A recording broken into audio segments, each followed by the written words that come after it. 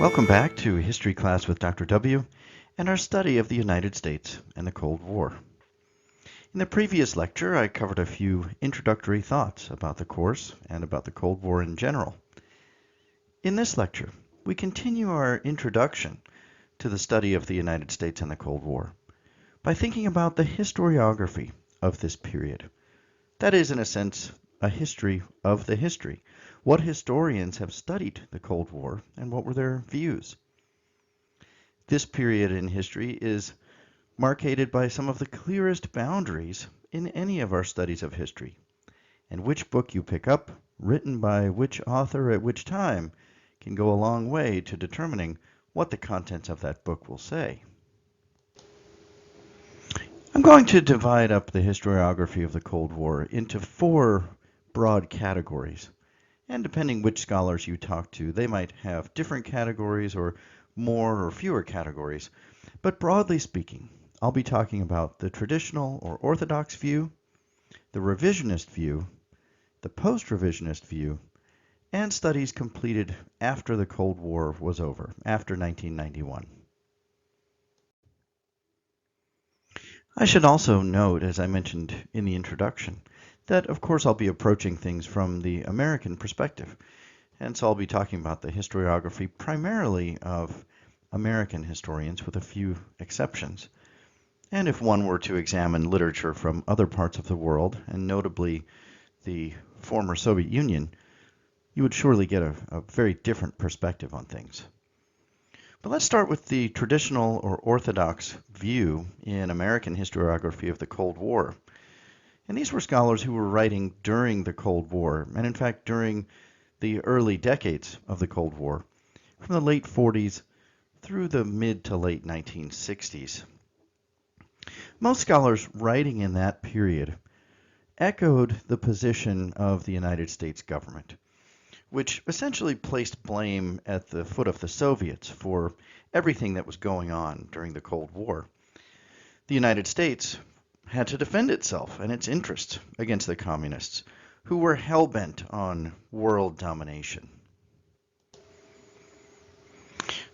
To the traditionalists, the Cold War was a direct result of Stalin's violation of the Yalta Accords, the imposition of Soviet-style governments in Eastern Europe and elsewhere, and aggressive Soviet expansionist philosophies. The United States was on the defensive throughout this period.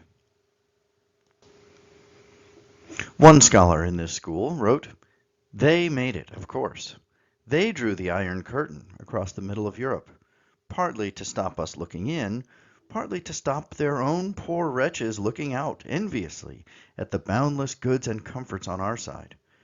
Behind the Iron Curtain were the hapless peoples held captive by the grim-faced Russians and their stooges in office in the satellites.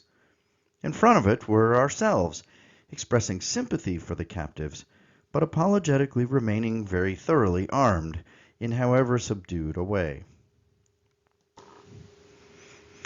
So why might scholars support this view? Well, it's important and critical to remember that they were writing in the midst of the Cold War. Things on both sides were still very much closed to the outside, so there was little information and little evidence to convince them of anything different. And second, and perhaps just as important, we have to note that in the prevailing paranoid anti-communist mood of the country at that time, saying anything else too loudly might just land someone a congressional hearing or worse.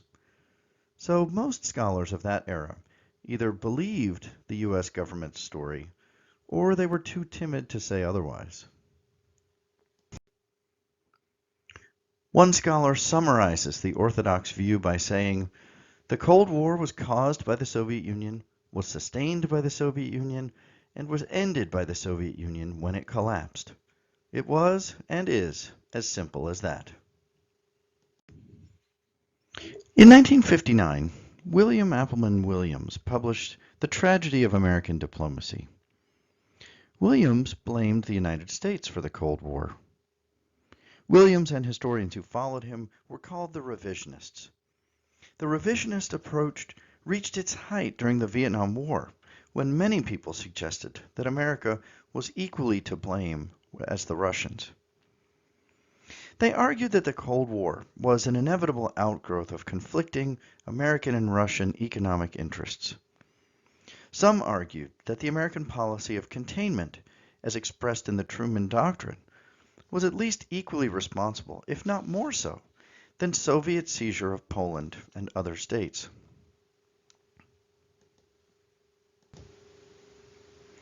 Some emphasize American use of nuclear weapons and the dropping of the atomic bombs at Hiroshima and Nagasaki as the start of the Cold War, and blame American atomic diplomacy for the beginnings of the Cold War. The Cold War, in their view, arose from the efforts of the United States, accompanied by nervous but co-opted allies, to throttle, defang, or at least buy out revolutions throughout the world. The interests of market capitalism and social justice, in the view of these historians, were thoroughly at odds with each other. Williams argued that America's chief aim in the years after World War II was to make sure that there was an open door for American trade, and that this led the American government to try to make sure that countries remained capitalist countries like the United States. Gar Perowitz, in his book Atomic Diplomacy, Hiroshima and Potsdam in 1965, placed the blame for the Cold War on the Americans for their use of the atomic bomb. He contended that Truman decided to drop the bomb primarily as a means to intimidate the Soviet Union. And one of the most extreme revisionists was Gabriel Kolko, who wrote The Limits of Power, the World and United States Foreign Policy, published in 1972. One reviewer of the book says, quote, that he devoted his entire professional life to blaming the United States for the Cold War. Kolko suggested that Truman should have given Stalin knowledge about the atomic bomb in 1945. He claimed that Russia treated Poland reasonably well in 1945 and blamed South Korea for the Korean War of 1950 to 53. As time went on, however, a group of historians called the Post-Revisionists tried to present the foundations of the Cold War as neither the fault of the Americans or the Soviets. They attempted to find some middle ground between the two sides, either sharing the blame or removing the blame from both. Post-revisionist historians have focused on mutual misperception, mutual reactivity, and shared responsibility between the leaders of the superpowers. John Lewis Gaddis, one of the most prolific scholars of the Cold War, most famously for writing The United States and the Origins of the Cold War in 1972, argued that both America and Russia wanted to keep the peace after the war, but that the conflict was caused by mutual misunderstanding and, above all, the American inability to understand Stalin's fears and the need to defend himself after the war. Melvin Leffler, in his famous work A Preponderance of Power, National Security, the Truman Administration, and the Cold War, published in 1992, saw the Cold War primarily as a clash of two military establishments, both seeking world domination. In 1991, communism in the Soviet Union collapsed. This has allowed historians to get to see the Russian archives and to investigate what Russia was really about in this period. Perhaps the most famous study to come out in the aftermath of such documents was written by Russian historians Vladislav Zubak and Konstantin Pleshakov, called Inside the Kremlin's Cold War, From Stalin to Khrushchev, published in 1997. They used declassified Soviet documents to analyze Stalin's part in causing the Cold War. They reveal a fanatic belief in communism, lots of personal faults and mistakes, but above all, a genuine desire to avoid confrontation with the United States. John Lewis Gaddis also has shifted his views in the aftermath of new documents coming to light.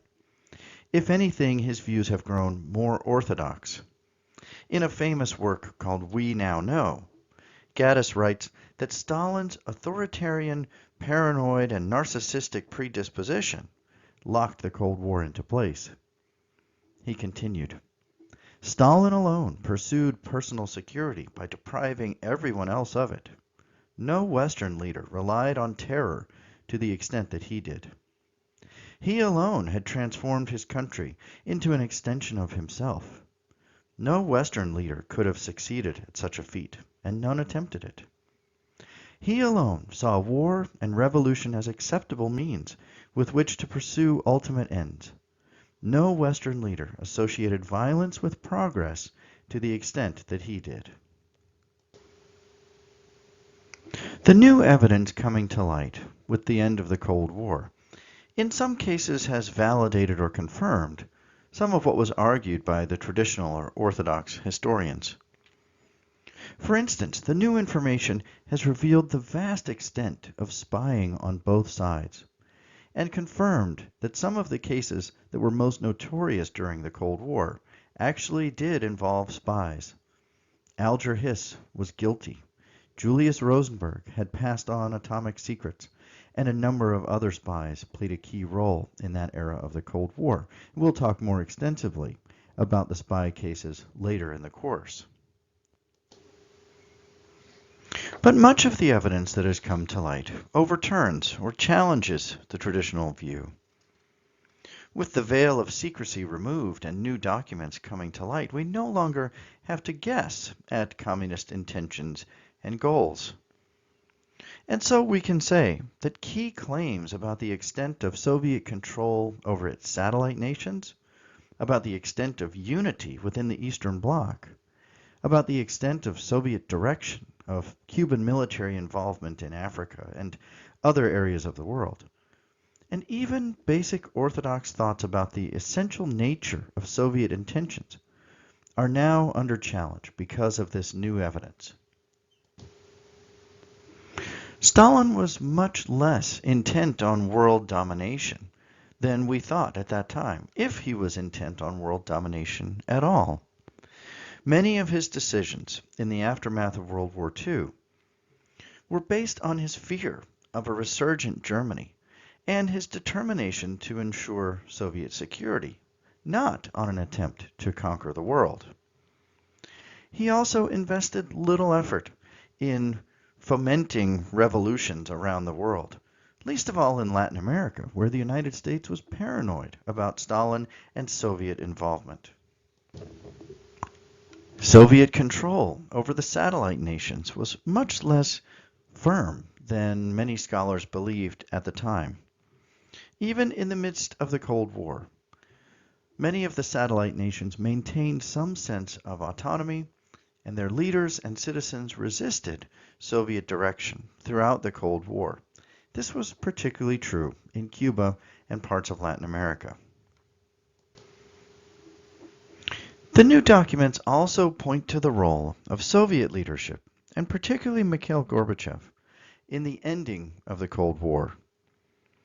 Some scholars argue that the Soviet Union produced a generation of leaders around Gorbachev who had the wisdom, vision, and courage to support a series of steps that helped bring about the end of the Cold War, when the United States was still rapidly fighting the Cold War. So much of the new scholarship actually overturns the traditional or orthodox view of the Cold War. The decades after the end of the Cold War itself have also led historians to explore many and varied elements of the Cold War that had been overlooked. Many scholars studying during the Cold War era focused on politics and global diplomacy, nuclear weapons, and so on. Now, scholars have spread the study of the Cold War through the entire globe. Many scholars study the Third World and the satellite nations, and again emphasize the sense of autonomy and individuality in each case. Also, many scholars have begun studying elements of culture and social history during the Cold War. One relatively recent interpretation is that the United States, in part, fought the Cold War with soft power.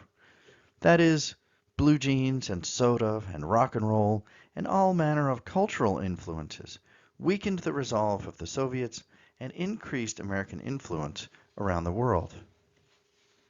Other scholars have emphasized the role of race and gender, not only in the home front, but in the waging of the Cold War abroad. So as you continue your study of the Cold War, beyond just this course and the slides contained in it, it's important to note which book you're holding, who wrote it, when, and why. In the next lecture, I'll turn to the origins of the Cold War itself, which, as I have noted, is one of the major points of contention among historians. Perhaps the most important question grappled with by historians of this era: who started the Cold War?